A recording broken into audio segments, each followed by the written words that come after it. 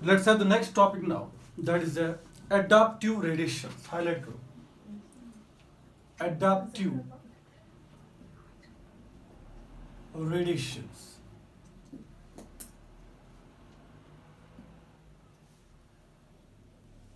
Adaptive radiations को थोड़ा समझेंगे हम, ठीक है बेटा? इसको समझने के लिए मैं थोड़ा एक डायग्राम दे दूंगा आपको पहले, क्योंकि है तो नहीं, ये टफ इजी है. इसको मैं डायग्रामिकली आपको अंडरस्टैंड करूंगा, बाद में हम इसकी डेफिनेशन भी जो है वो लिख देंगे, ठीक है बेटा? आप समझ लो हमारे पास ये एक जियोग्राफिकल एरिया है, बड़ा सा जियोग्राफिकल एरिया है, ठीक है बेटा?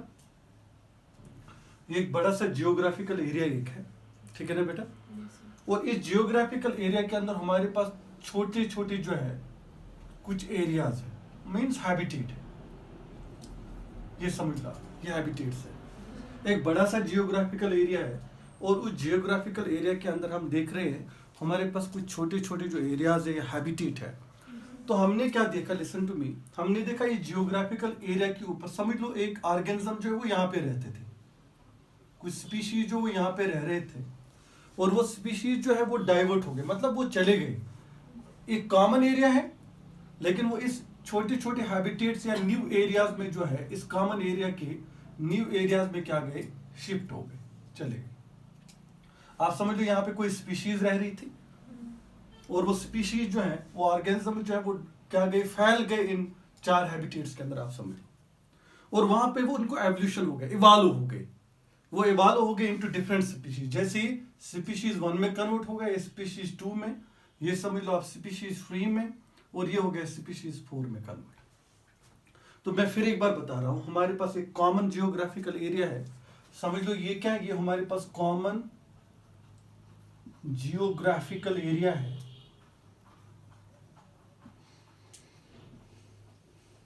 और ये उस जियोग्राफिकल एरिया के क्या है, हैबिटेट है.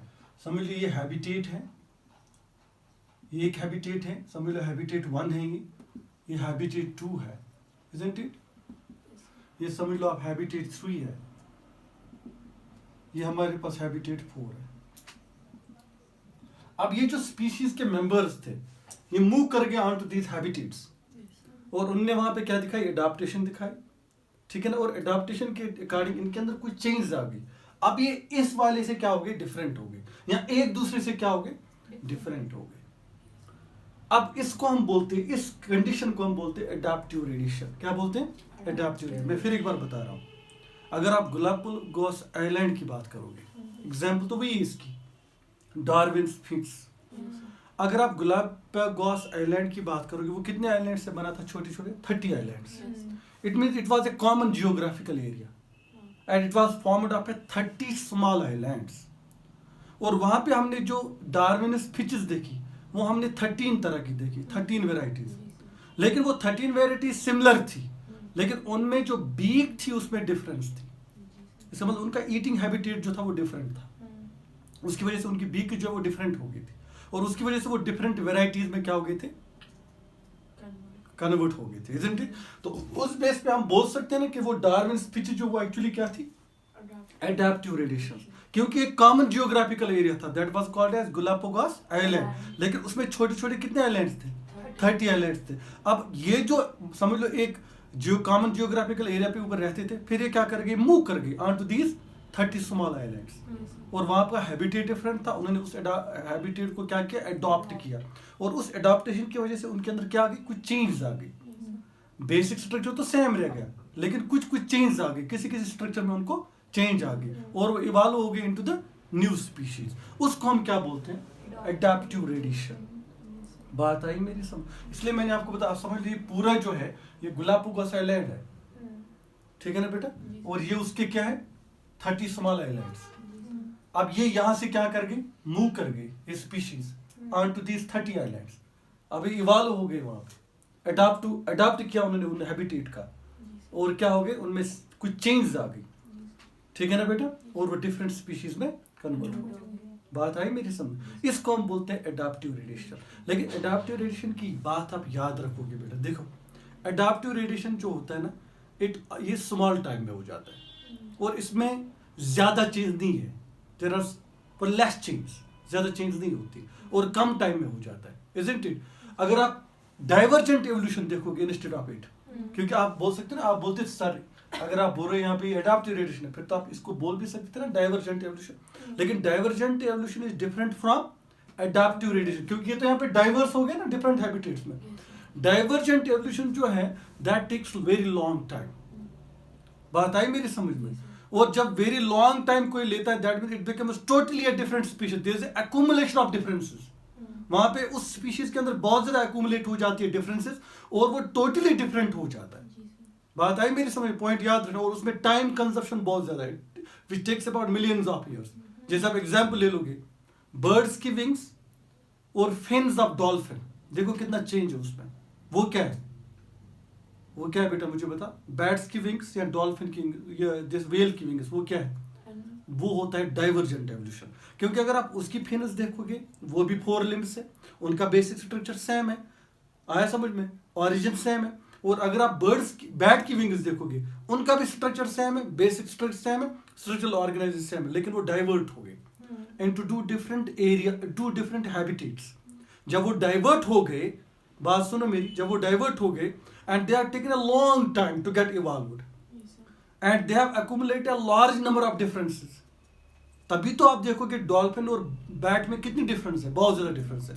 लेकिन अगर आप डार्विन स्पीशीज देखोगे उनमें तो सिमिलैरिटीज ज्यादा है, डिफरेंसेस कम मिलेंगे आपको। So there is a less accumulation of difference, आप याद रखोगे किसमें, एडाप्टिव रेडिएशन में और डाइवर्जेंट एवोल्यूशन में। है तो आप बोल सकते सर ये तो डाइवर्ट हो गया यहाँ पे, ये तो डाइवर्ट हो गया यहाँ पे, तो यहाँ पे, तो आप कह सकते हैं divergent evolution. But adaptive radiation and divergent evolution are 2 different terms. Adaptive radiation में आप याद रखोगे, मैं फिर एक बार बताता हूँ, एडाप्टिव रेडिएशन में आप देखोगे what it occurs in a common geographical area, वो कॉमन जियोग्राफिकल एरिया में नहीं हो सकता, ये पॉइंट आप याद रखोगे। It occurs in common geographical area. दूसरी बात, इसमें आप देखोगे इसमें लेस एक्यूमुलेशन ऑफ डिफरेंसेस है and it consume less time. उसमें क्या है, इट में आकर डिफरेंट जियोग्राफी, जरूरी नहीं है कि मैं डिफरेंट जियोग्राफिकल एरिया में भी हो सकता है, कौन, डाइवर्जेंट एवोल्यूशन। दूसरा, उसमें लार्ज एक्यूमुलेशन ऑफ डिफरेंसेस है, बात आई समझ में। उसमें भी एवोल्यूशन है, इसमें भी तो नई वैरायटी बनाती है, उसमें भी न्यू बनती है, दोनों तो एवोल्यूशनरी प्रोसेस है। लेकिन ये क्या करती है, it consumes a long time, ये लॉन्ग टाइम कंज्यूम करती है, कौन, डाइवर्जेंट। ये बाद में हम अंडरस्टैंड करेंगे, पहले आप डेफिनेशन लिखोगे। Adaptive radiation is the process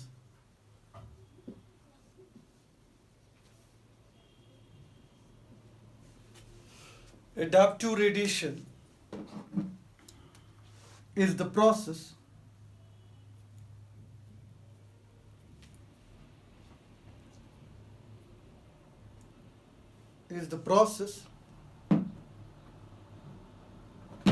of evolution of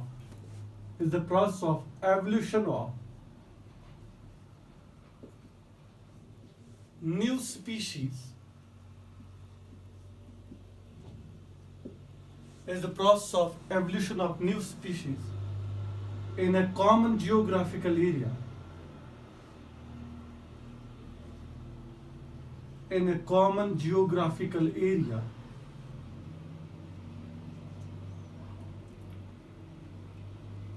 starting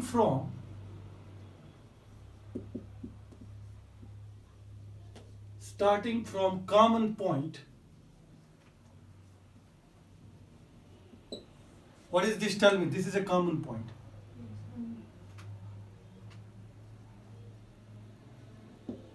Starting from common point and radiating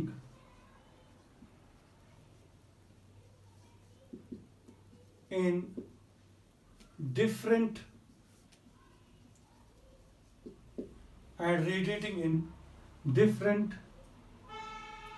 areas या हैबिटेट लिख सकते हो आप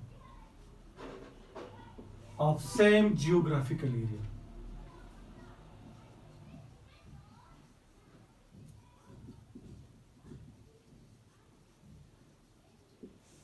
ठीक है ना बेटा, ये पॉइंट आप याद रखोगे। क्या मैंने लिखा है आपको, मैंने आपको बताया कि हमारे पास जो ये होता है, क्या होता है, हाँ, तो हमने बोला is the process of evolution of new species in a common geographical area starting from common point Okay, and radiating in different areas, yeah, different habitats, isn't it? Of same geographical area. इसको हम क्या बोलते हैं बेटा? जो मैंने यहाँ पे बनाई नहीं है, बिल्कुल जो मैंने यहाँ पे बनाया उसी का मैंने क्या लिया इसमें। बात आई मेरी समझ? अब हमारे पास जो एग्जाम्पल तो बाद में है, अगर आपसे कोई पूछेगा how this adaptive radiation is different from divergent evolution, तो आप बोल सकते हो एक साइड से आप एडेप्टिव रेडिएशन लिखो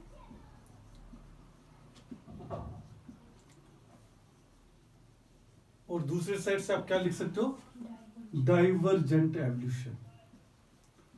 क्योंकि यहाँ पे तो कंफ्यूजन होगा ना, फिर आप बोलो कि सर ये तो स्पीशीज डाइवर्स हो रही है, देखो हो रही कि डाइवर्स हो रही कि नहीं हो रही, किस किस हैबिटेट में, S1 S2 S3 S4 में।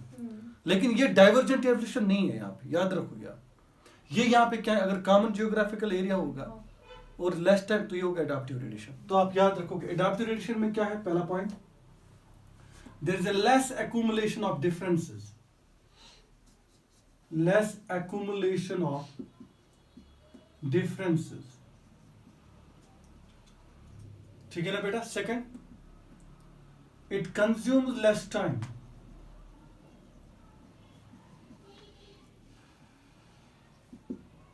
occurs in common geographical area, common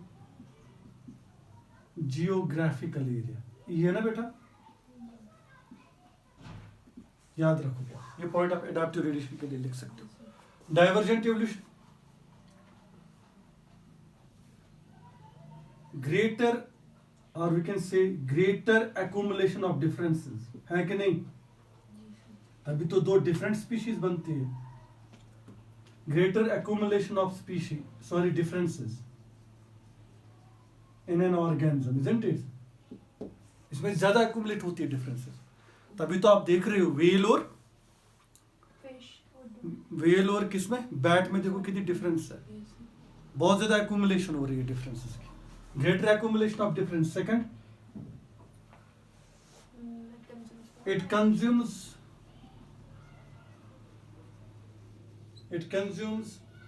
great, what do you call this, more time.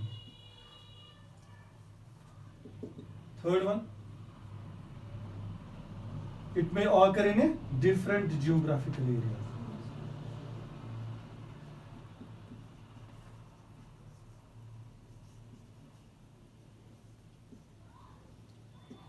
ठीक है बेटा, ये सेम में भी हो सकते हैं, डिफरेंट में भी, लेकिन क्या होता है टाइम कंज्यूमिंग ज्यादा कर सकते हैं। और ये टोटली डिफरेंट स्पीशीज इवॉल्व कर सकती हैं और ये थोड़ा सिमिलर होंगे ये वाली स्पीशीज, इनमें थोड़ी सी डिफरेंस हो, क्योंकि एक्यूमुलेशन ऑफ डिफरेंस कम है, उसमें ज्यादा है। ठीक है बेटा, तो this is divergent radiation, this is what, adaptive radiation. Example ले सके फिर,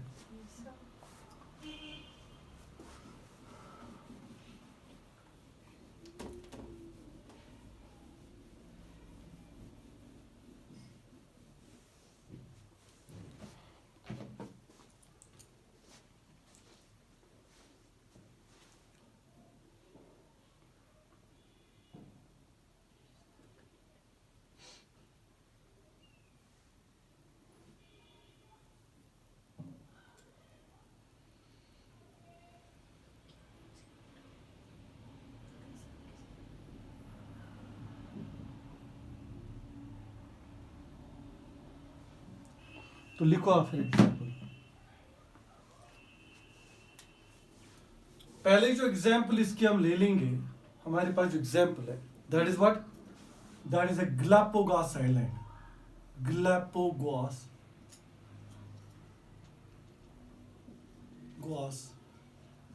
आइलैंड। और वहां पे हमने देखा था वो कितने आइलैंड्स का बना था, 30 आइलैंड्स का। और वहां पे हमने देखी, डार्विन ने क्या देखी थी, 13 डिफरेंट वेराइटीज।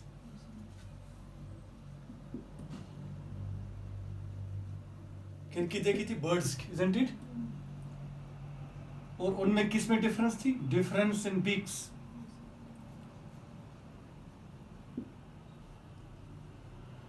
और उनको क्या कहा था डार्विन ने, डार्विन्स फीट्स, है कि नहीं एग्जाम्पल, मुझे बताओ। यस, एक ही जियोग्राफिकल एरिया। और एक हमारे पास that is marsupial mammals. Marsupial mammals,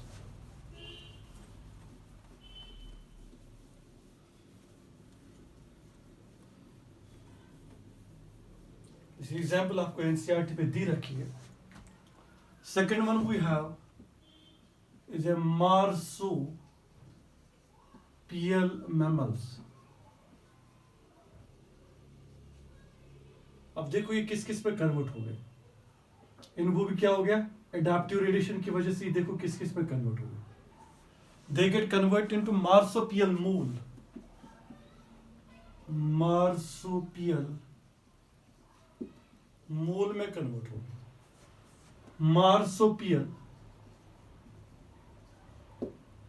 मार्सोपियल mouse में कन्वर्ट हो गए। ठीक है बेटा, किस किस में, मार्सोपियल मूल, मार्सोपियल माउस, इसमें क्या हो गए, ये कन्वर्ट हो गए। कौन, हाँ, और किस में कन्वर्ट हो गए, तस्मेनियन वुल्फ में। तस्मेनियन वुल्फ में। अब बहुत सारे एग्जांपल्स उसमें दे रखी है, आप देखना, ठीक है ना। क्या था, मार्सोपियल मैमल्स थे, उनमें क्या हो गया, एडाप्टिव रेडिएशन होगी। इसका मतलब क्या है, एक कॉमन जियोग्राफिकल एरिया में रहते थे, मार्सोपियल में रहते थे। उसके बाद डिफरेंट हैबिटेट्स में क्या हो गए, इवॉल्व हो गए और इस स्पीशीज में कन्वर्ट हो गए। उसके बाद जो थर्ड वन है हमारे पास, दैट इज ऑस्ट्रेलियन मैमल्स। मतलब किस जियोग्राफिकल एरिया में रह रहे थे, ऑस्ट्रेलिया में, ठीक है ना। अब किस में कन्वर्ट हो गए, देखो ये कन्वर्ट हो गए मूल में, ये कन्वर्ट हो गए माउस में। देखो किस में कन्वर्ट हो गए, मूल में कन्वर्ट हो गए, माउस में कन्वर्ट हो गए, लिमॉर में, फ्लाइंग स्क्विरल में, लिमॉर, और किस में, फ्लाइंग स्क्विरल में ये कन्वर्ट हो गई। ठीक है ना बेटा। So this is example of what, adaptive radiation. ठीक है ना बेटा।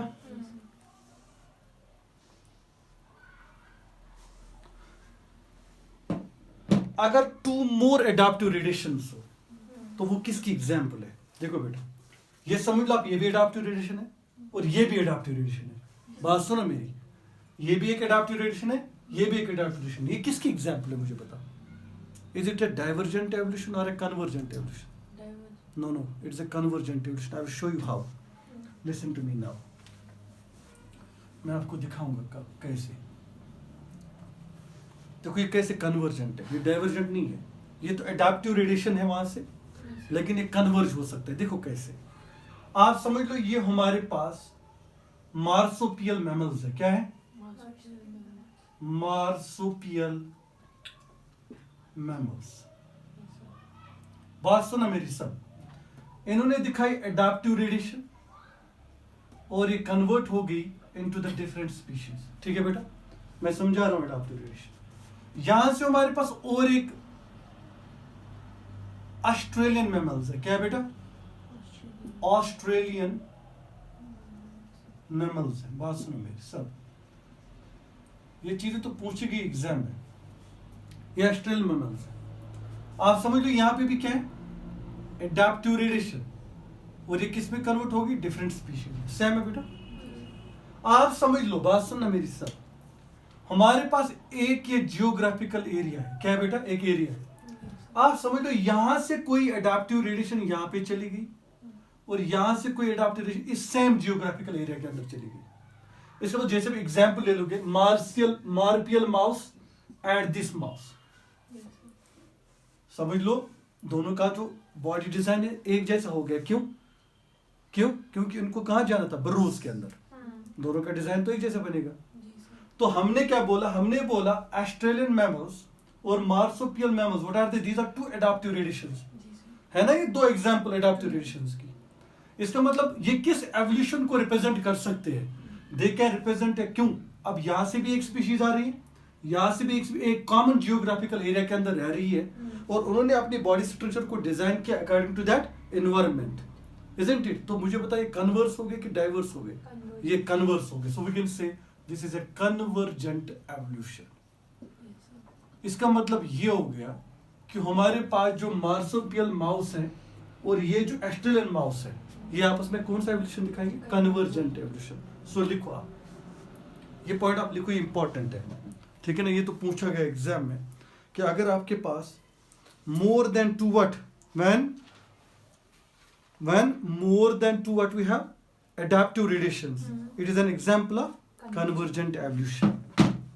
याद रखोगे आप. When more than two adaptive relations, when more than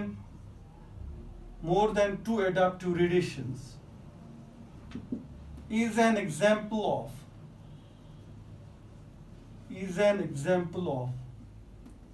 convergent evolution.